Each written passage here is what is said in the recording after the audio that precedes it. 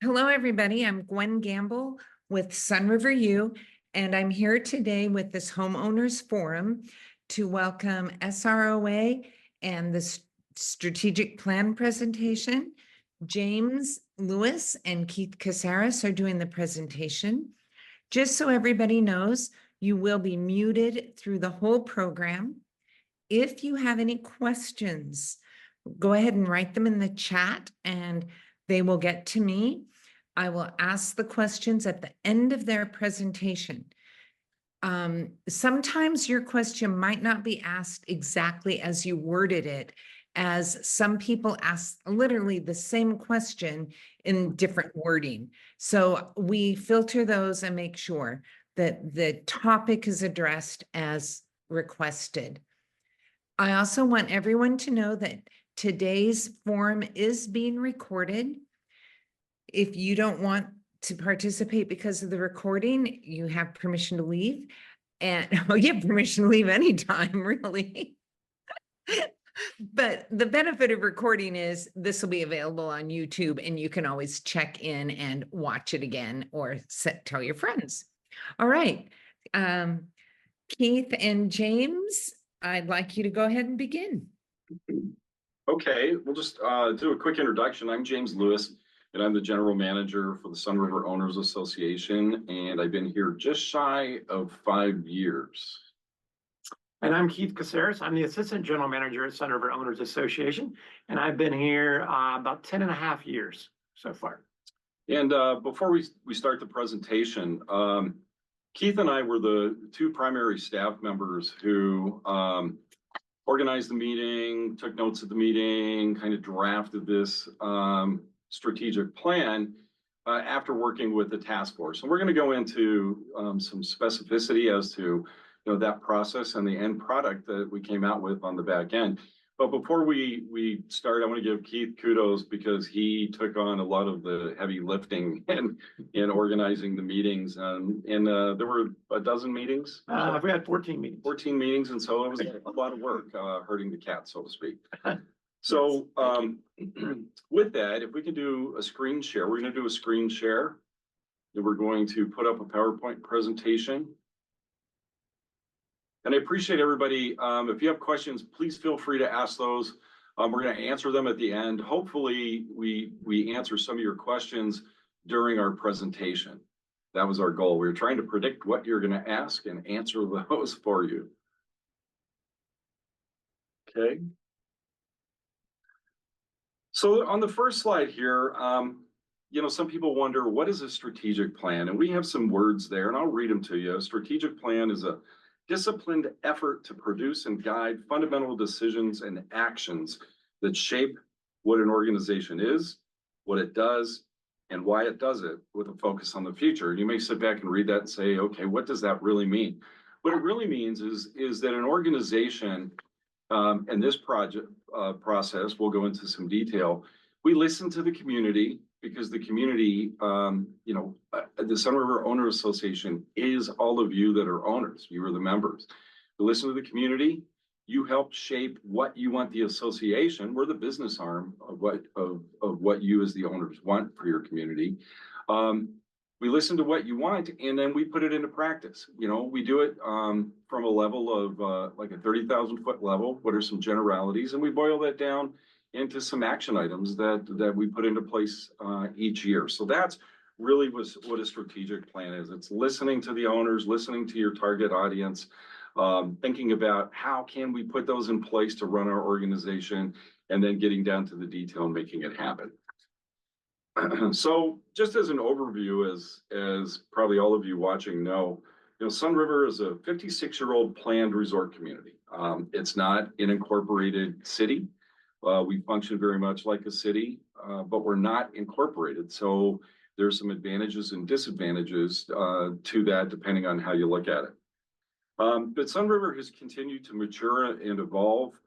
I like to think that, right now with the strategic plan and some of the things we're going to talk about that we put in place past few years, we're poised for positive growth and keeping Sunriver relevant. It is one of the older planned communities in Central Oregon, but I think it's the most thriving planned community in Central Oregon, and I've worked with a bunch of them. We have $40+ million in assets. So, it's important to take care of those assets. Strategic plan is a big piece of that. And it's really looking at how do we provide a safe, modern community that will, continue to thrive way beyond any of us that are involved in this forum here tonight. So ultimately, the strategic plan went before the board of directors in September and was approved by them. And we're going to talk about how they've already utilized this.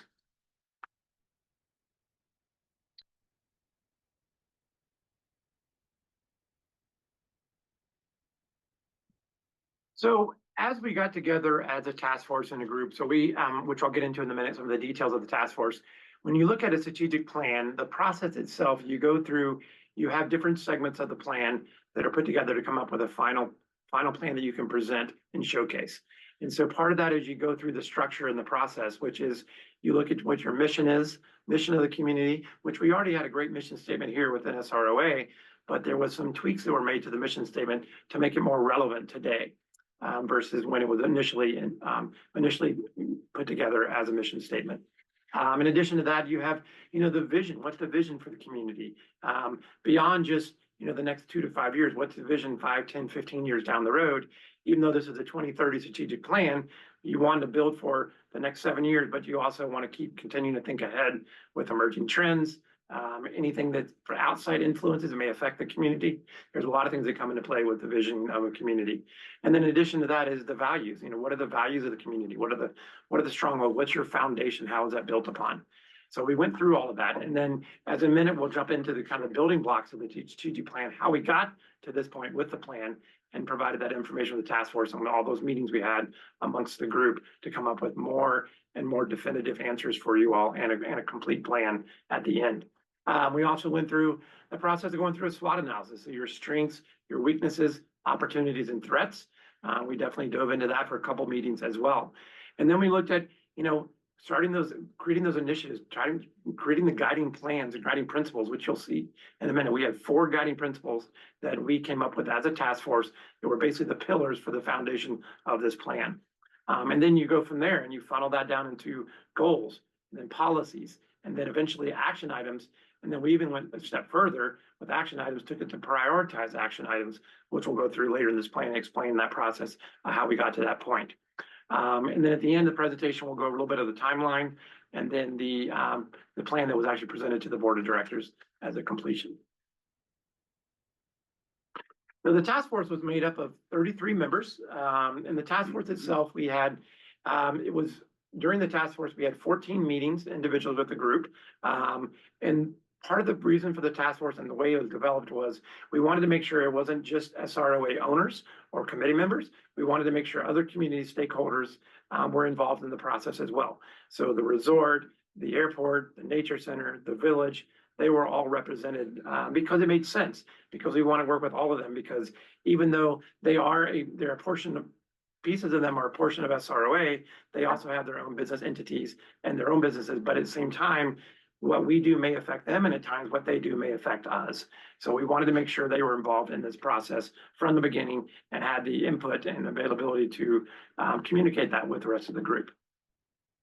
I would throw out, one key thing there, though, too, Keith, is when you look at all those names of the owners, there was a big effort to make sure that we had permanent residents, full-time, year-round residents, that we had owners who were here periodically throughout the year, part-time residents, and we also had owners who own rental properties, and that's primarily the purpose of the home that they have here. So again, all of those folks are owners, so they all have a voice for different reasons. So again, we're looking at how do we get the broadest voice included, the broadest thought process included in creating the strategic plan. Correct.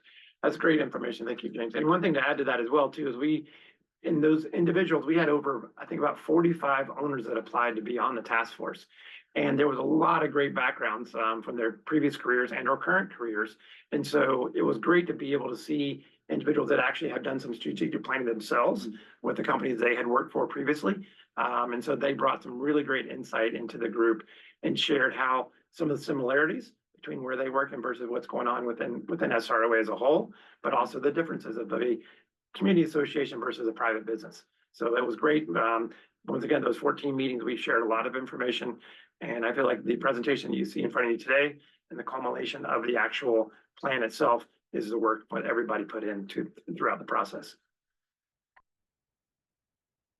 All right, so as we mentioned earlier, talking about the building blocks. So the building blocks basically help you build the foundation for the plan itself. And as you can see above, I won't go through every single one of them, but basically this SROA Vision 2020 was I would say is kind of a subset of the strategic plan. It was their first look at back in 2012, okay, what do we want to plan for 2020? How are we going to get there? So the board and committees met at that time, back in 2012, started developing a Vision 2020.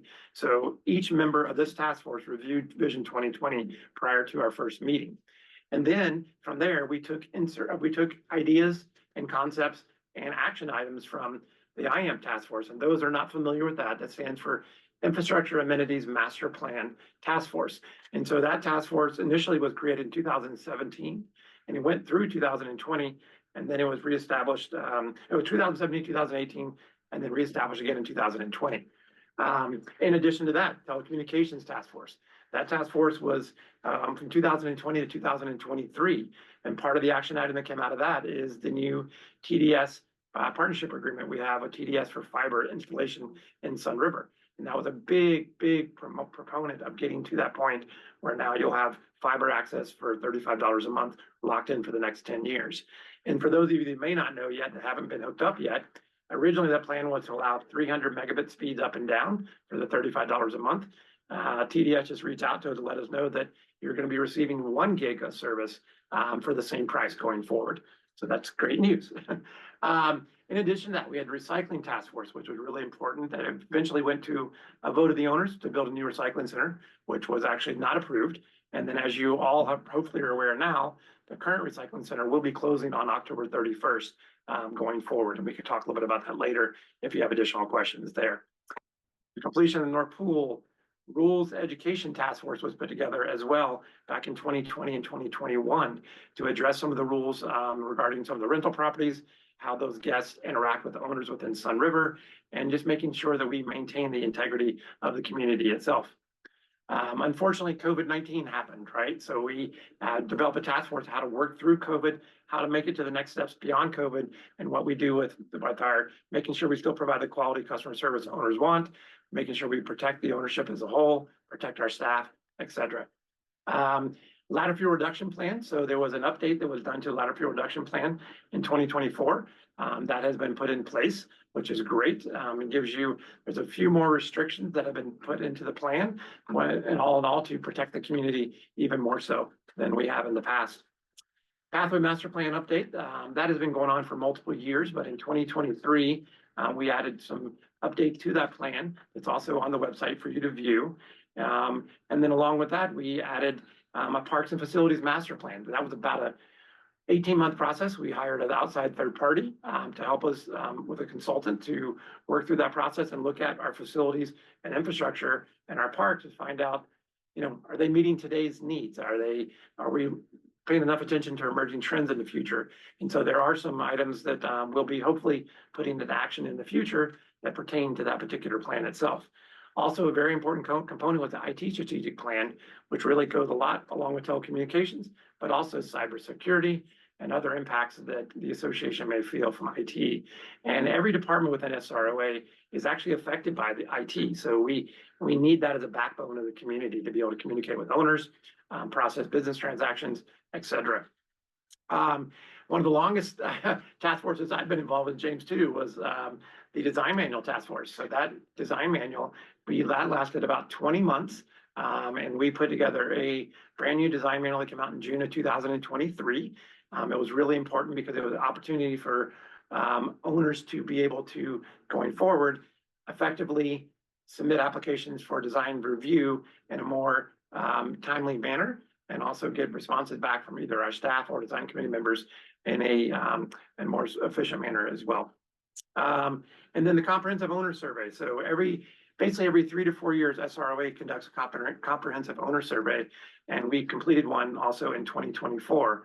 And it's great. Part of that is it's demographic focus, but then the majority of it also is finding out what you owners want in the community, how you interact with us, what's the best way to receive information from SROA, and what's important to you within the community. And then also about every 3 years, we do a capital reserve study. So as James mentioned earlier, that's in reference to replacement reserves for infrastructure and amenities that are already here that we utilize today. And then also new capital gets discussed as well. If there's something that one of these task forces is looking at bringing forward and the board approves, and or the owners go to a vote and approve something through an assessment in the future, then we look at that capital project would eventually become part of the replacement reserves as well, because that infrastructure has been built and being utilized. So all of these individual task force work groups, committees, they've all been part of building that foundation for the strategic plan itself. But I think I'm going to throw in there, at the bottom it says it's important to review and educate, and that was for the strategic plan task force. So the interesting thing is SROA, all of these task forces that all culminated in reports and recommendations to the board on a variety of things that, those topics. The task force had to come up to speed on all of these documents. So their first assignment from the first meeting was, here's all the documents, here's where you can access those. Please read those, review those, be familiar with what SROA is already doing in your community so that you can help form this strategic plan. One of the things that came out of there was there were a lot of folks on the strategic plan task force that didn't know what was going on in the community. So that ended up being, we're going to get to that, was how do we continue to communicate and educate with all of our owners that they know that we were working on all these things. We have done all of these things. Okay, so we can go to the next one. Yes. So, we'd like to think of it, Keith talked about, in creating a strategic plan, you kind of funnel down to the action items, where the rubber meets the road. I kind of like to think of it as, like a pyramid, like an upside down pyramid, where you have this mission statement that you see right here is the foundation for everything, and you're working your way up the ladder. We're going to get to guiding principles, goals, policies, and action items. But the proposed mission statement is very similar to the previous mission statement. But it took an entire 3-hour meeting of our strategic plan task force to settle on a new mission statement. And we chuckle at that, but it's very important. I mean, it's very important to have a mission that you're trying to fulfill and everyone to be in agreement. And the reason why it took so long is when you have all of those interests that we were talking about that comprise the task force, everybody had a different idea because everybody, owns, lives, recreates in Sun River for a variety of reasons. But how do you get everyone together? So getting everyone together on the mission statement was a key foundation to then moving forward on everything else. So the new, go ahead. Yeah, just one thing to add to that, James, part of the new mission statement, the group moved forward protecting its natural environment further up in the mission statement than it was in the previous mission statement, and also added the word vibrant to the quality of life. We also added overall economic vitality. And the group thought that was really important to not only highlight property values, but the overall economic vitality will also help improve property values in the future, but it brings the whole community together as well. Yeah. So the next premise, as we moved on through the meetings with the task force, were and when you look at that mission statement, you think about what we just had up there. There were kind of 4 guiding principles, 4 kind of main areas where the task force wanted to focus.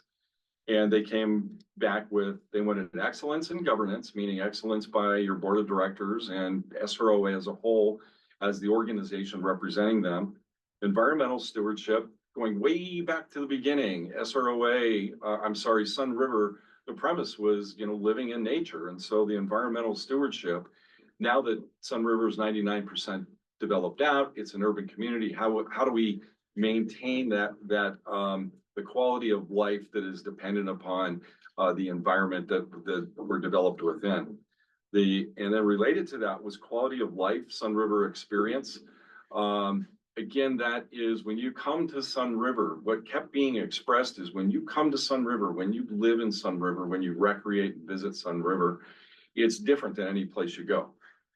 There are other planned communities, there are other destination resorts in Central Oregon. Sun River is unique. And so they wanted to capitalize and have longevity in that feeling going on years down the road. And then community engagement. They liked this process. They understood they didn't know everything that was going on in Sun River. They felt it was important for other owners to know how the association is representing them, and to find, better ways to do that. So those were the 4 guiding principles that they felt we want to move forward and address those. Love that. So James was talking about the 4 guiding principles that we just reviewed with you. The next step from there is to funnel that into goals for each individual guiding principle. So as you'll see here, basically, when you start looking at excellent governance, this is probably one of our longest meetings we had was on this particular guiding principle. And part of that reason is that we want to look at, this is the fiscal responsibility, it's the fiduciary duty of the association to maintain transparency, accountability, with the best practices in governance as well. And as James mentioned, and you all know, we're not a city. However, there's a lot of attributes of the association that do act like a city, from the governmental side of things. And so I think that's really important for you all to know that that SROA itself takes itself very serious in making sure that we maintain the integrity of the community from the governance side, but also making sure that we know that there's other aspects of that come into play that make the community whole versus just a owners association that kind of oversees. We want to work together as a group, but to do that, you have to set goals for each individual guiding principle of the plan itself. On these, essentially, what this is, when you look at all of these goals under the excellence in governance principle, is the owners were telling us, this is how we want you to manage SROA. And this is what we want you to provide to us as your governance. Yes, and there's something, what bullet number emergency preparedness, you'll see on that.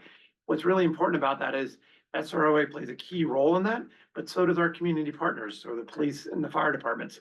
And so that's something that we talked about a lot as a task force, is making sure we maintain those partnerships, and not only within Sun River, but also Oregon Department of Forestry, U.S. Fish and Wildlife, national forests that surround us. All of those impacts will eventually impact Sun River as a whole. So we need to make sure that we have great communication and we stay on top of each situation that may impact the future of Sun River. Switching over to environmental stewardship.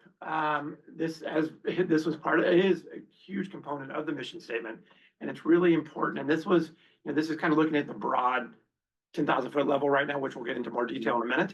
But preserve and protect Sun River's natural environment. I mean, that is key. We heard that loud and clear in all the surveys that we do with owners as well. But we also hear that through task forces and meetings throughout Sun River, that protecting the natural environment is a lot of reason why people are here. They want, as James kind of mentioned earlier, we live in an urban forest here in Sun River. And so I think it's important to know that, yes, you want to feel like you have ability and access that other cities provide you, but you also know that you're living in the natural environment that's around you. And we also proactively mitigate wildfire hazards, obviously that was very, very forefront this past September, when we were on a level 2 evacuation here in Sun River due to the wildfire of the Bachelor Complex, just to the west, about 20 miles west. So that hit home. And I think a lot of you felt that, even though if you were not full-time owners, you were concerned about your property, which was right so. And so that's why we continue to set up information and communication for owners, so that way you are engaged and know what's happening as much as possible within the community, whether that's through emails from us, whether that's through Sun River Alerts, which is the alert system you can set up on your phones, also through our website, and also our community partners. We're all in this together. And so that's really important.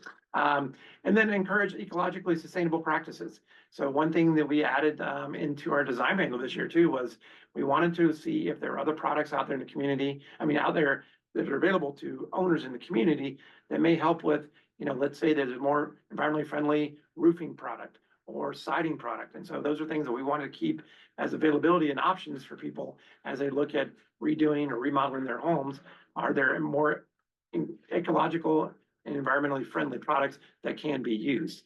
And then also from a association standpoint, when we do any future development and or looking at maintaining the Great Meadow area, et cetera, we're making sure that we do it as sustainably as possible.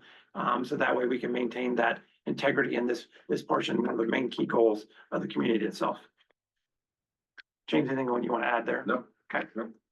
And then quality of life Sun River experience. So this gets into why you bought in Sun River, why you continue to be an owner. And so it talked about protecting your physical assets of the community. That's really important, as we know from years and years of survey results. Our pathway system is the #1 amenity within Sun River. And so with that being said, we'll get into this later, but the goal is that we want to take a really serious look at our pathways, not only for infrastructure and build out, but also for safety. So it's, I mean, once again, we need to maintain that asset. And for some of you that are maybe newer owners, about 12 years ago, the association took it upon itself to at that time, 33 miles of pathway.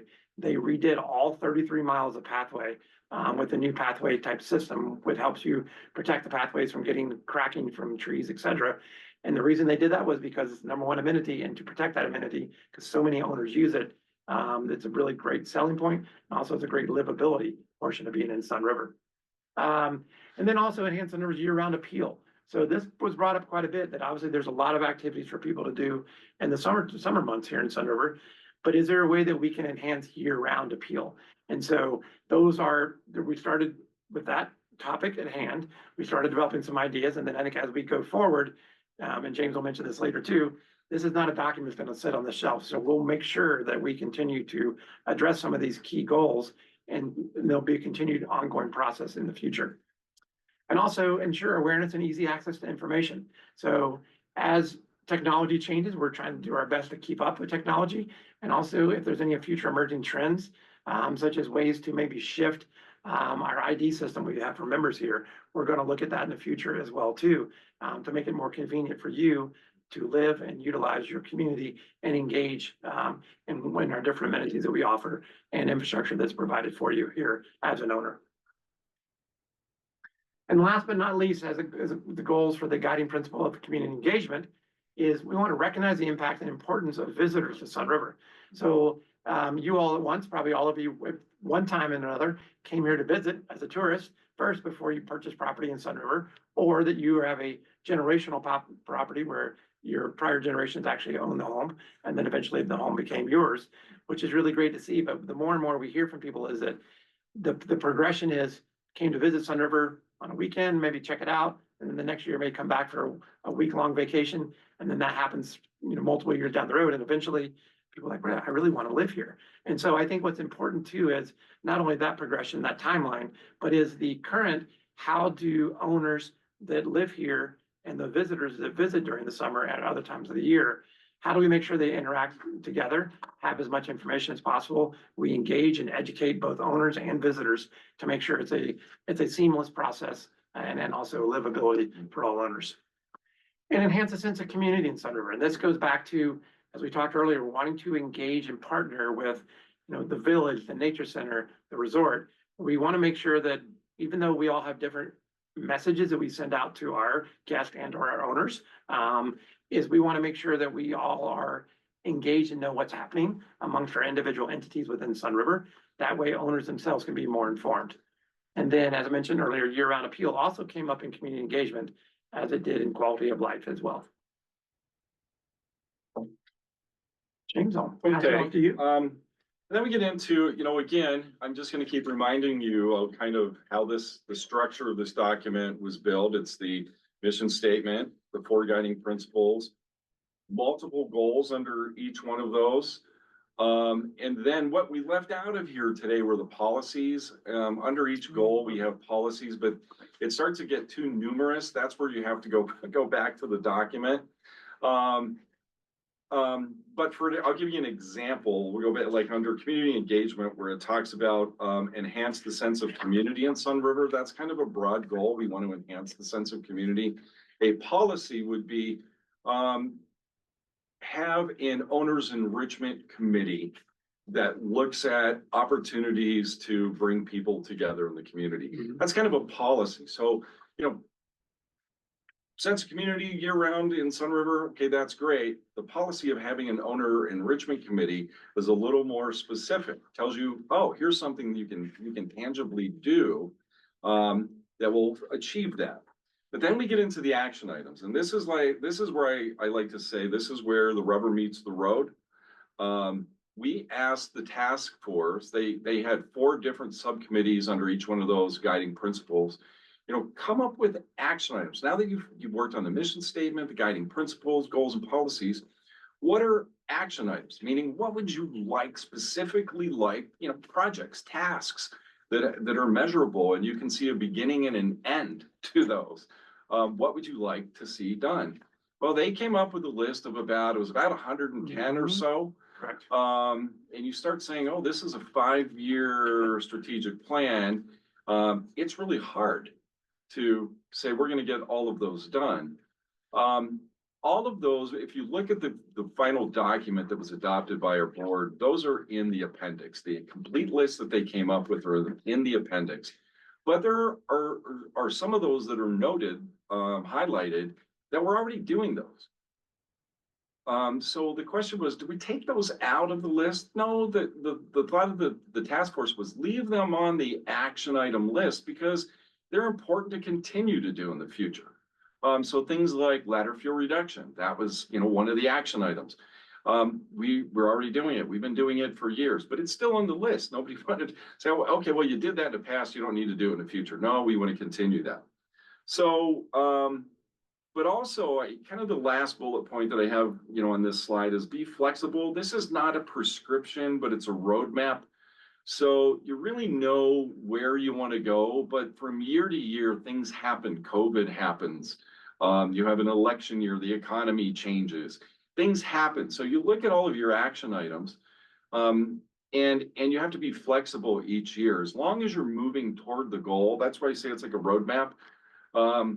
That there may be multiple routes to get there, but as long as you're moving toward the end destination, you're doing things right. So out of those 110 action items, we're gonna go to the next, and I'm not gonna read this. This is a lot of text. Yes. But again, what the task force did is they went through all of those 110 or so, and they, under each of the guiding principles that we discussed previously, under the principles, the goals, and policies, they prioritized what they thought should be done in the nearer term of the life of this strategic plan. And they did that for each one. So I'm not going to read all those. You can read them, but also I'll give you a second here to look at these. You can go to the document itself. The document is really not that long. The final document, it's 25 to 30 pages. So really, I would say go through and read it. And you can see what they prioritized. So these were all prioritized under the excellence in governance.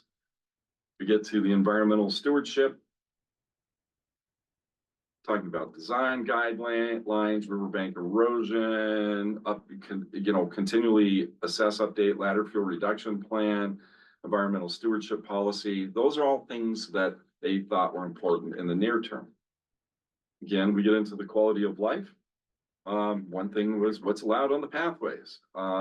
Make sure you enforce your rules and regulations and improve safety across all areas for owners and guests.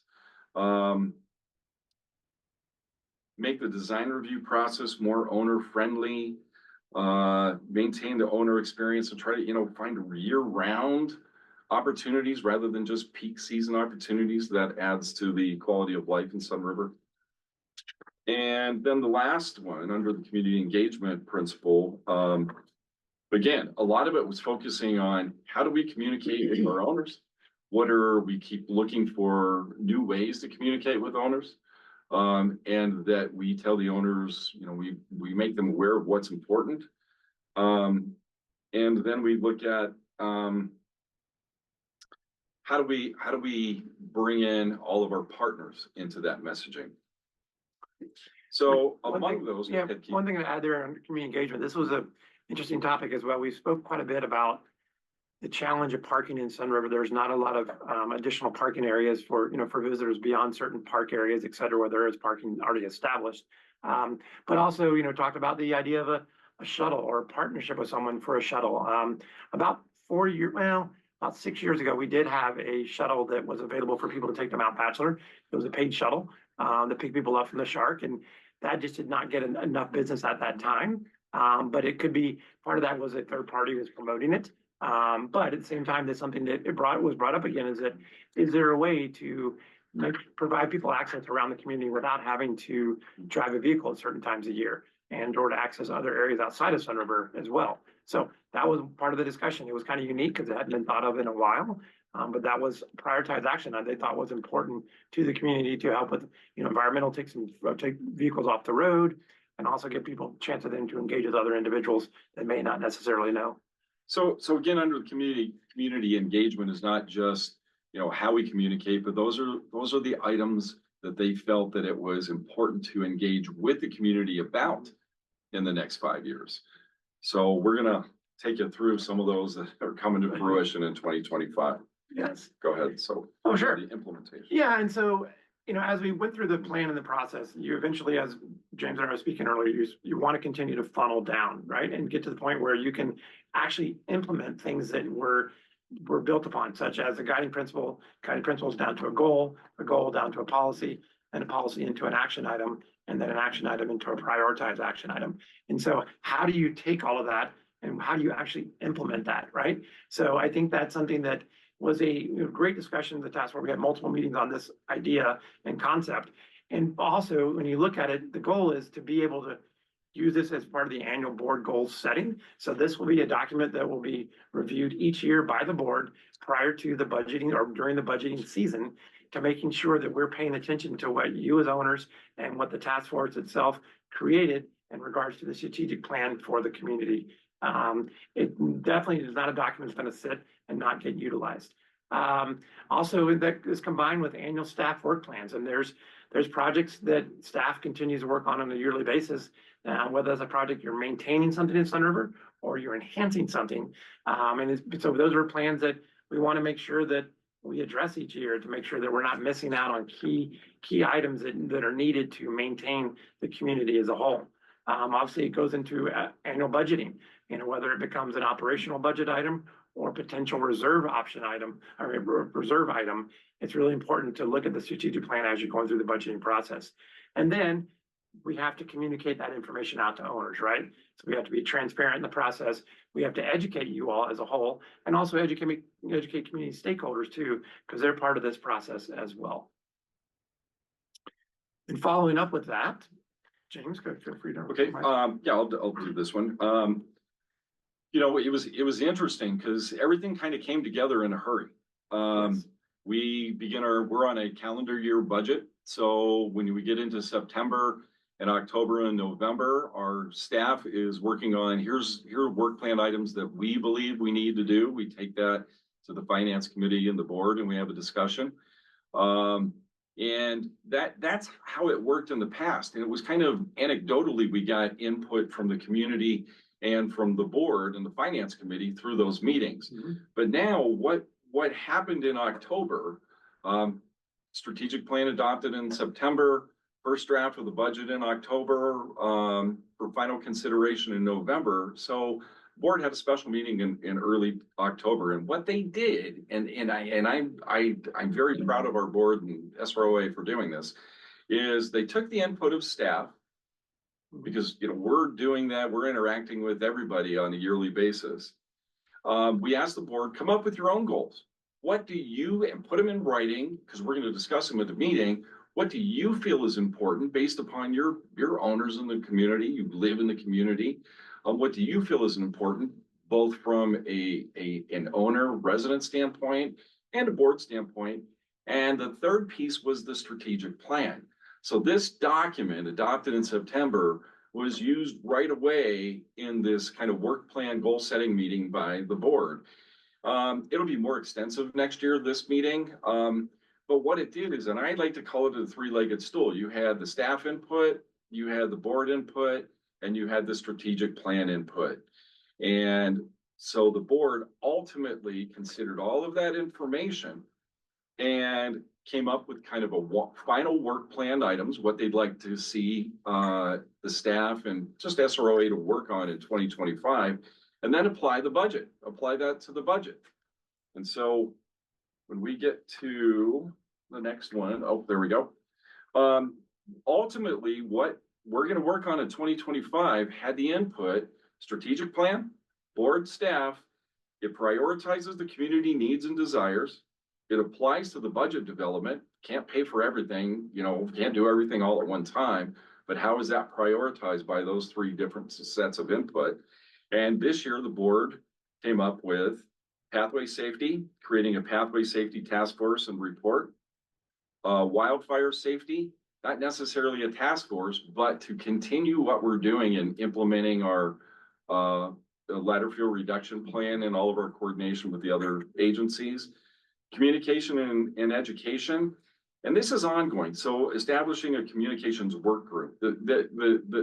Just real quick, a task force is something, here's a project, you work on it, it has an end, it has a report and a recommendation. A work group will work periodically over the years. So that might be something that meets 3 to 4 times a year, just to say, what can we do to improve our communication?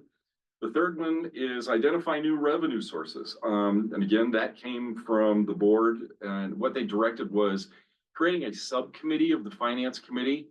And part of that is just a brainstorm on not always having to rely on maintenance fees from all of you, the owners, to fund everything. And looking at, are there any alternative sources? As a community evolves over time, in 56 years, there's got to be more than just the user fees and the maintenance fees. So it's really an exploration. Update of the SROA rules and regulations over the past, couple of years. We updated the design manual. We did a pathway master plan update. We did a Parks and Rec facility plan. This is our rules and regulations. Everything from no fires on your property to no smoking to, how many bird feeders you have in your backyard. I say that tongue in cheek, but it's really, those were written many, many years ago. So it's just, do they make sense? Do they need to be updated? So we will have a task force assigned to that, and it will have some representatives of our covenants committee, which is I call our rules committee. They look at the rules, but do we need to revise those? And then at the end of the year, our IT strategic plan, it's 2 years old. A lot of what was recommended by that task force 2 years ago has been implemented. It had a 3-year lifespan. So at the end of 2025, we're gonna look at, okay, what do we need to do? Because technology changes very, very quickly. And in 3 years, a lot has changed. And we're gonna look at what do we need to do to keep with the times from our from an IT standpoint. And then we're talking about reviewing and modernizing our election process. A lot of elections for HOAs are done electronically. They're done online, and they're very accurate, very safe and secure. So they asked us to do that. So all of those is what you're going to see the staff working on, a variety of community members and the task forces. Ultimately, these will be taken to the board with recommendations and ask the board for action.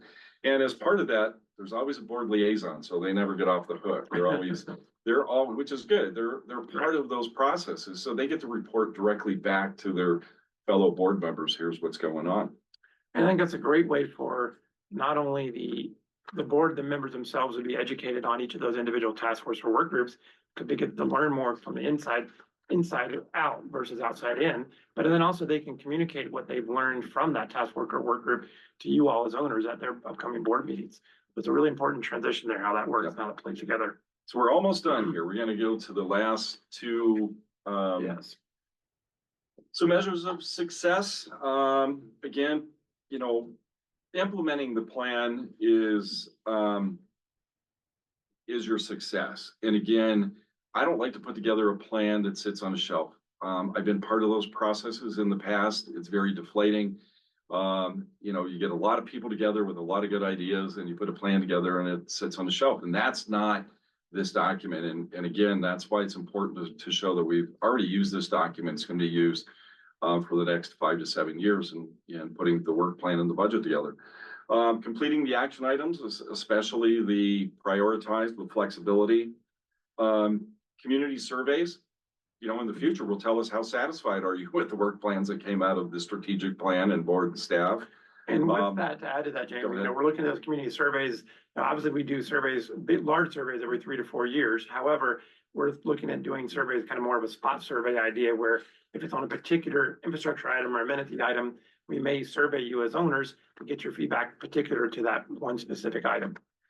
And then again, we'll judge it. Are we fulfilling the mission statement? And then as we get 3-4 years down the road, it'll be important to update this strategic plan, because a lot of what's in here will have been accomplished, or circumstances will change that make some of this maybe superfluous at that point, and we need to think about it again.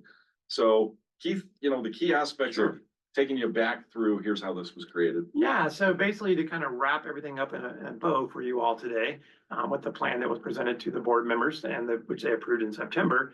We went through the steps of establishing what is the mission of the community. Then once you figure that out, then you go to establishing those guiding principles, which is the core foundation of the plan itself. And then from there, as you funnel down through the goals, policies, action items, prioritize action items. And then once this is put together as a plan, how do you communicate with the community? What's the best way to keep the community engaged and be transparent going forward? So that was part of the process. Also, the engagement from the board of directors. So they had multiple opportunities to view this. The final report was given to them in September. However, there was a preliminary report given to them about 3 months earlier. But then each individual board meeting, there was an update on the plan and how the plan was going during that 13-month transition period.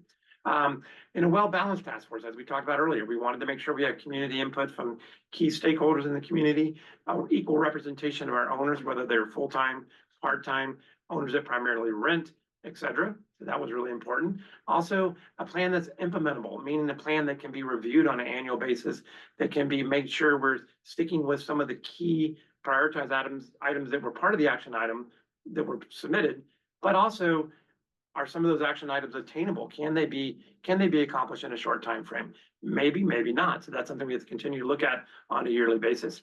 And making sure that, we support staff and staff work plans. I think this is really important because each department has a director that represents that department, and they have staff that work for them. And in total is to provide better community service and also continue to engage and make sure the community stays a relevant community for decades to come. And with that comes along work plans to make sure that happens. And as mentioned earlier, of course, engage with community partners. We want to continue to do that, and also be mindful of our fiscal abilities and annual budgeting. That's something that I would have to say that in the 10 years I've been here, I've been really proud to be part of the association with James, Joe, our controller, our board of directors, our finance committee. I think everyone does an excellent job of trying to maintain a budget to where we're minimizing the impact financially to our owners, but providing the largest return on your investment in the community as a whole. So that's something that's really taken seriously every year, and it's important, and it will always be important going forward. I can probably, I think last slide, just wrap it up, is that this strategic plan, the SROA 2030 strategic plan, is your plan as the owners. It is not our plan as the staff. It is your plan as the owners. We implement that plan. You are the association. We work for the association. We're part of it by virtue of being partners with you, but this plan is your plan. And it was developed by owners, members of the community. So we believe it's a good plan, and it'll bear fruit moving forward as we implement it. So that's it.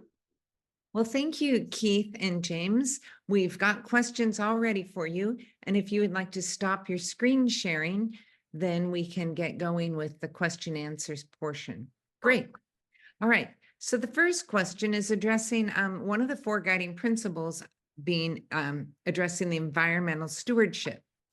Is there a plan or a way to establish an ecosystem and habitat enrichment committee or task force, specifically considering that SROA spends $300,000 to $500,000 a year on ladder fuel reduction, where in the budget is it for creating the healthy ponderosa forest beyond free seedling distribution? And then looking at how we maintain our tree city status or growing within that status. It's kind of two parts there. Yep. You can talk, well, the tree city stuff. Yeah, I first, can and answer a portion of that. So Tree City USA, yes. Son River Owners Association is one of the only communities in the state of Oregon that is actually a Tree City community because we're actually not a city. So typically they give those out to cities only. So with that, it shows that all the work that SROA has done over the years to maintain that is the reason why we continue to receive that designation each year. And part of that comes with, to be a Tree City USA, you actually have to have a community forestry plan in place, and we do as SROA, which helps protect the community. And part of that is a ladder fuel reduction plan that was just updated in 2024 as well. In addition to that, the owners that you all that decide to put out tree limbs, et cetera, at the edge of the roadway near your home, the SROA picks up on a monthly basis, except for during the snowy months in the wintertime. That's all part of that healthy community forest activity plan that we subscribe to, and we'll always continue to do that. There's also, yes, an Arbor Day that happens every year as well, where owners can pick up during that week, pick up seedlings and replant ponderosas. So that definitely happens as well. But I think it's all that combined together is what helps keep the community safe. And we have a very effective natural resources department that works with other state agencies, works locally with our fire and police department when things come up that are reference to community safety. And so I think all that comes together in making sure that we maintain the community as safe as possible and also environmentally friendly as well. James, anything you want to add? Yeah, the first part of that question had to do with environmental stewardship, and managing what I will call our urban forest. It's interesting. Sun River has urban levels of density in the middle of the forest. So what we have and what you live among is an urban forest. And it does, the person that asked the question, it takes management. We have a natural resources department with, skilled, experienced folks in natural resources and forest management that work here. But your question had to do with creating a task force or a work group. It's interesting, going back years ago, looking at the history, 20, 30 years ago, there was an environmental committee that Sun River, it was one of the standing committees, just like design committee or covenants committee and election committee. There was an environmental committee in probably 30 years ago. I don't know why it went away. I don't know why. And as I was going through, as Keith was answering the first part of that question, looking at the prioritized action items and the policies, one of them says, SROA shall create and regularly update a sustainable and environmental impact policy for SROA. It's a good thought. It's something that I think we should take a look at. Is it make sense for a work group or a task force? I don't know if it's a task force, because it's not, what project are we working on where there's a beginning and end and a recommendation? It would be like more of a work group to get input on, like we do on some other things like fees, establishing fees, and here are things we're experiencing, and you basically get the input of that work group as owners, and they help make the recommendation to the board. So I think it's something good to look at. So off the cuff, it had never been brought up before, so I don't know how to entirely answer it, but I think it's something very worthy of looking at. I can say, I know it's been more than 10 years since we've had one. So yeah, it was a long time ago. So correct. Okay, so is that something that gets left with you, or is there some action a concerned citizen needs to take? Well, I think from this input right here that we've heard it, and we bring it forward, we can bring it forward. Here's what happens. I'm gonna say this too, is throughout the course of the year, and this is my role as working with you, the owners and the board, but also with our staff, is we have a lot of smart people in the community, and there are a lot of good ideas that get brought to the board throughout the year. Sometimes what I have to say, and that's why this planning process the board just went through and prioritized, here's what we want to work on. they end up getting tied back to the budget and to the staff and the resources available to do those things. So I can say yes, that I would like to consider a work group of that kind, and I will put it in the list of our action items, a priority. But my thought is if the board wanted to move that forward this year and say, we want that work group, I have to say, okay, well then what are we going to drop off? Because there's only so much time in the day and resources and staff and dollars to bring those forward. And that's me running your business for you. So making sure we're spending your dollars wisely. So again, I think it's a good idea. Where does it fall into priorities? Great. Okay, so the questions come in and they're from all over the place on your presentation. So excuse me from jumping from environmental issues to a completely different topic. Quite all right. If we're going to have a committee looking for new revenue sources, should there be a complementary committee looking for opportunities to reduce costs?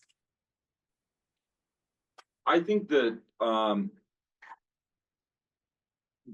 I would just say through our 5 years that I've been here, and through our budgeting process, our finance committee, you could not have a more qualified finance committee than what we have. It is amazing, the talent, the broad knowledge, the scrutiny, whether it's on operations, capital spending, investments. A lot of people don't know we do investments to make more money with your money. So I will say, I won't say no, but I'll say you get a lot of that. 2 weeks ago when we presented the budget, and again this Thursday, I'm going to get a lot of scrutiny on what our expenditures are. So that is always looked at. I guess that's the very first thing. And to add to that, James, I mean, not only, we look at it globally as an association, but we also look at it by department expenses, of course, right?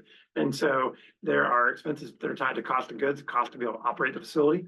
There's expenses tied to items that to be able to operate just effectively and communicate and provide services to owners and guests. But then there's also certain, utility costs, et cetera, that are out of our control in regards to pricing that may change year to year. So those are the items that we have to absorb. So it can definitely get expensive. Whether it's natural gas, water, electricity, we have to account for each of those as part of our expenditures that we deal with on an annual basis. And I'll throw this out there too, is that, I've worked for agencies where you get to the end of the budget year and you have folks saying, we better spend all of our budget so we get this amount of money next year. That's the opposite of the case here. Correct. There's a, red line as the budget's prepared every year by the department heads. And they're very good at being very frugal and fiscally responsible with your money. And we've ended up with surpluses other than, the COVID year of 2020. We've ended up with surpluses in our budget every year for a variety of reasons.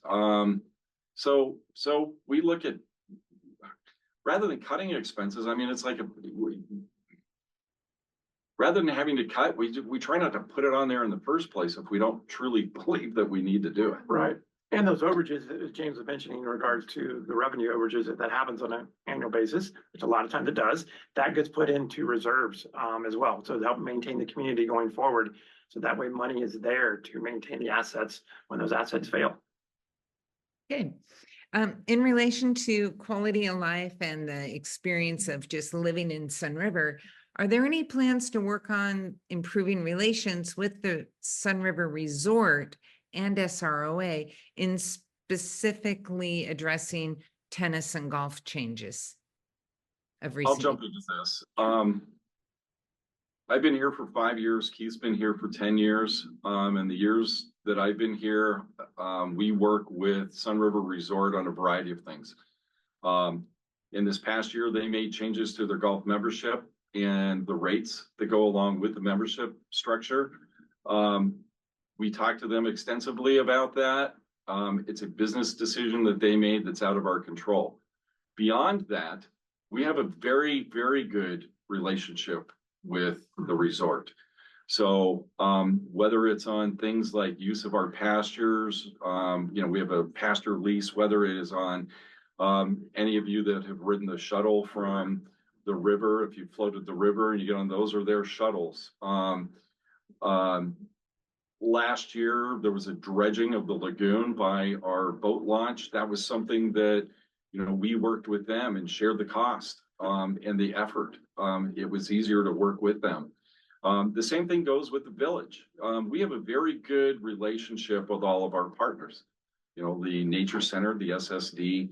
So I would caution anyone from looking at what they did from a business perspective on the golf membership structure and the rates, and them doing that from a business standpoint, and us saying, hey, reconsider, as not having a good relationship with the resort. One thing to add real quick, the question on tennis. Yes, they did change their 3 indoor tennis courts over to 8 pickleball courts indoors. I will say one thing, and that was a business decision by them that they thought was most appropriate for their operations. But what's interesting, this summer we've kind of had a boost in our tennis programming this summer. We had more activity, more participants take advantage of lessons than we ever had. So that's kind of neat to see that tennis is kind of booming back on for us at SROA. Obviously, yes, it's outdoor recreation, but it is something that we'll hopefully see that trend continue over the next few years.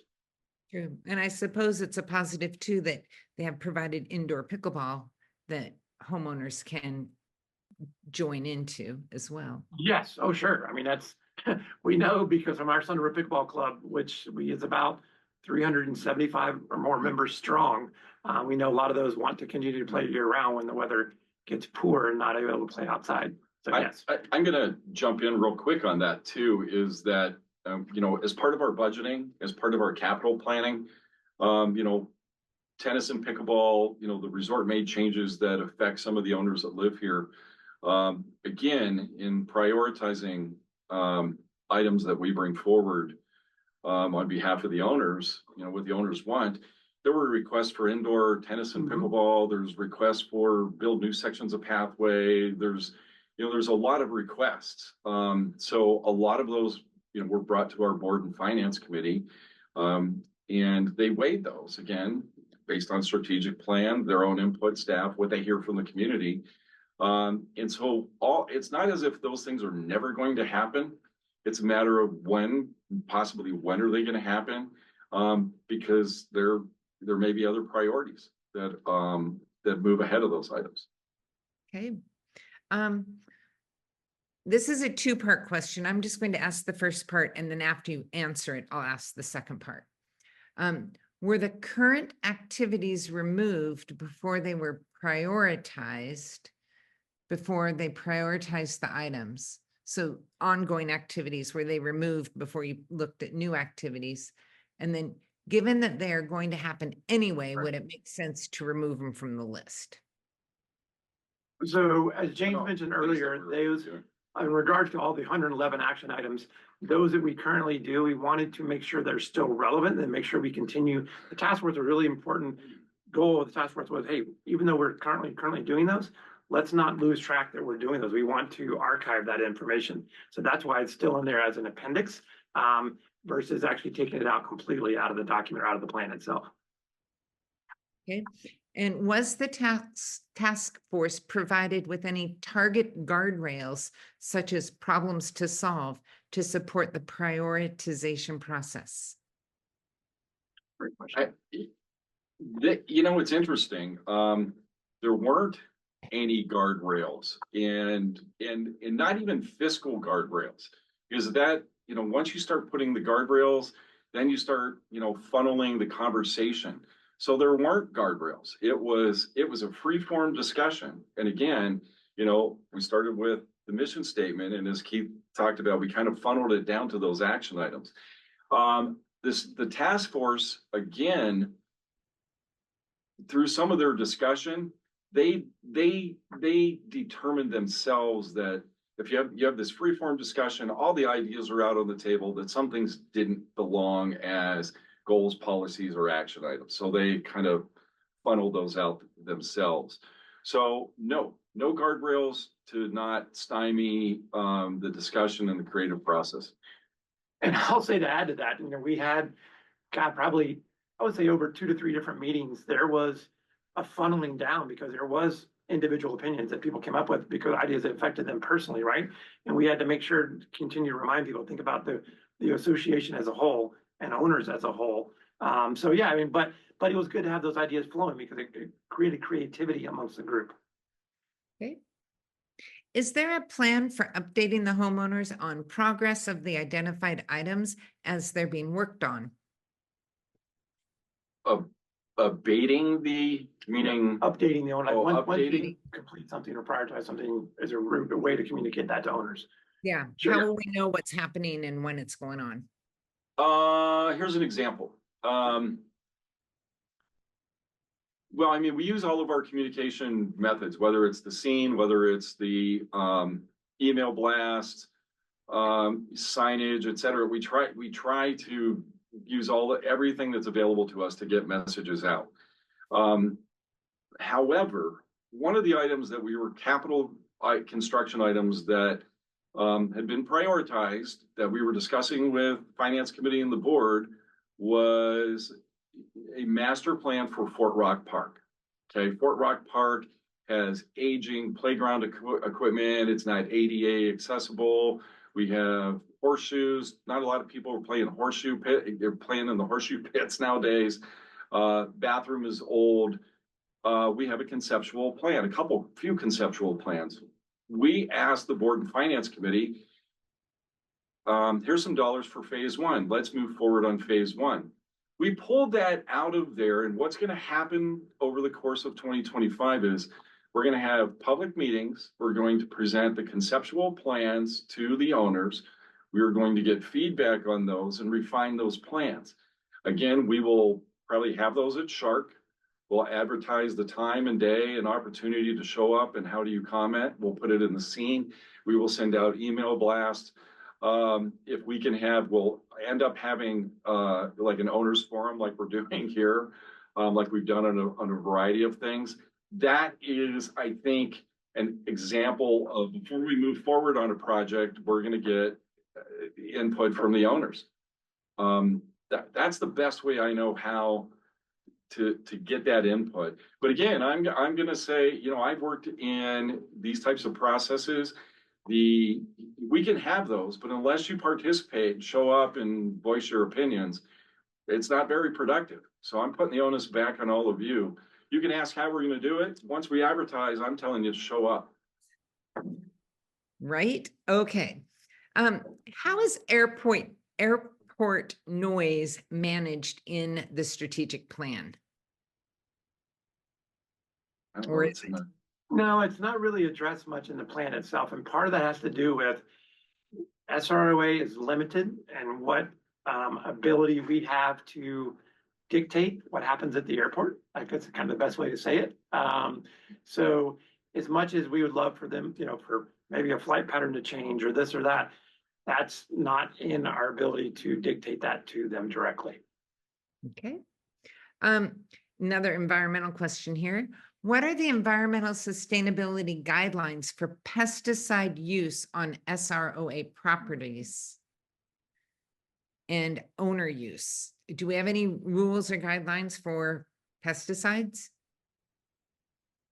We don't, and there's nothing in the strategic plan. SROA contracts with the Vector Control Agency every year to spray the wetlands, spray the areas where the mosquitoes breed. That is and by using that service, it's the same service Deschutes County uses in the South County where you have a lot of mosquitoes. It's a product, and I forget the name of it. I talked with Natural Resources, but it's a product, it's an approved product. It's a safe product to use. So it's been vetted, and that's what we do. In terms of like your individual owners, like in your backyard, we don't have any policy. If someone is going to get the raid yard guard and spray, we don't have anything like that. Okay, it's interesting. Now, this is a long question about bicycle or bike pathway safety. And bike pathway safety came up. It's about signage for audible warnings for pedestrian bicycle interactions, most, well, in my experience, a lot of bike riders, this says 50% of riders give no warning. They just fly past.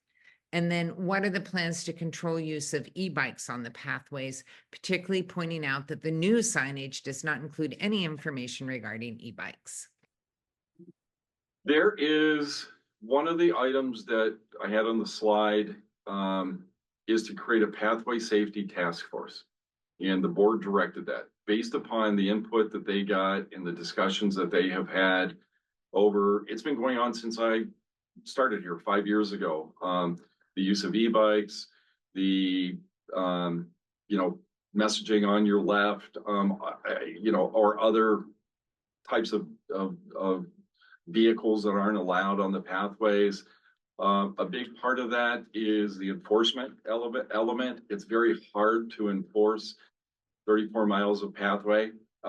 We contract with the police department. You've seen bike patrol out there.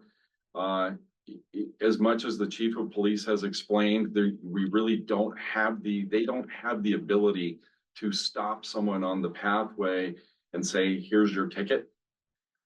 So there's a lot of challenges there, and our board has discussed it. I think at least at half the meetings of the year for the years that I've been here. And that was the direction to come back, create the task force, and there will be a report and recommendation at the end of it. And what I expect to come out of this report are the findings will be, here are the issues. Here are the things that we can do about those, and here are the things that we can't do about those. And the most interesting part of that is, here are the things that we can't do, in terms of certain types of enforcement. So then it'd be, what are the alternatives? Somebody threw out a suggestion, do you close Sun River's pathways to anyone that's not living or staying in Sun River? I don't know how to do that. Right. Another idea was, in certain congested areas, do you create parallel pathways? One that's for bikes only, one for pedestrian only. So that was another idea that would come up with, and kind of part of that task force will be infrastructure as well, and making sure that we have as much connectivity throughout the community as we can for pedestrian and bicycle use. And all of those have, like the one Keith just threw out, that's probably the safest, separate bicycles and pedestrians. Mm-hmm. But again, that comes with a price tag. So, the ideas, coming up with the ideas is great, but then we'll have to put, pen and paper to getting cost estimate. Mm-hmm. So, and whoever asked that, if you're still on here, you can volunteer to be on the task force that will be created here in the near future. Well, that was just what I was going to ask next. Before I go to my next question, I just want to let all the people that are still here, if you have a question, this is your last call to submit a question. Go ahead and put them in. Go ahead and go to the chat feature and type it in. So here's the other question. If somebody's interested in serving on one of the task force committees, what action should they take as a homeowner to let their interest be known? Sure. What they can do, they can send an email to info@sroa@srowners.org. That will give them, you can find that on the website as well. That will give them the quickest way to submit their information. We do that when we ask for volunteers of other committees. So info@sroa is the best way to communicate your interest in a particular work group or committee in the future. If you're here, walk in the front door and say, I'm interested in being on a task force, a committee, and we'll sign you up. Really, it's that easy. Just walk in and you'll sign us up. When you're first on the list. Just trying to choose which committee I want. I think we have one more question coming in as we wait. They're madly writing and passing it to me. I have a great team here on the other side of my monitor. We'll get it to you. Sure.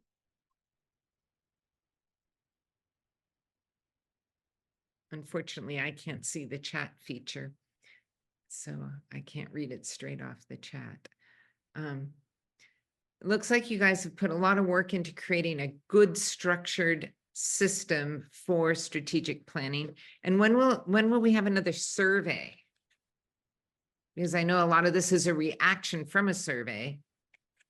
Well, as I mentioned earlier, so the comprehensive owner survey is done about every 3 to 4 years. However, what we want to look at is if there are certain action items that require community input, as James was mentioned, talking about the parks master plan and looking at Fort Rock Park specifically, then those are surveys that we can get out more of a kind of a spot survey that's particular to that one specific topic. Yeah, the specific topic, correct. The comprehensive owner survey, we just did it in the spring of 24, so Correct. you'd be looking at 27. Right. But we've done those spot surveys on recycling. We've done Member them pool. on member pool, Mhm. you know, so they will happen. Correct.